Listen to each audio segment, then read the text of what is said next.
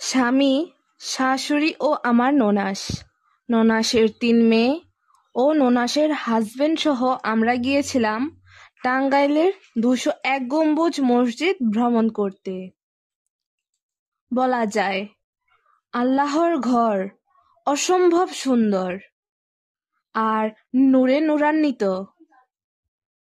ভাগ্নি, আমি ও আমার শাশুড়ি, ননাস সহ আমরা মসজিদের উপরে মিনার দেখতে উঠেছিলাম। মিনারগুলো এক প্রকার সোনালি আলো প্রস্ফুটিত করে, আর সূর্যের আলোয় মিনারের গা ঘেঁষে এক ঝলমল আলো ফুটে ওঠে। এ যেন এক আলোর লীলাখেলা।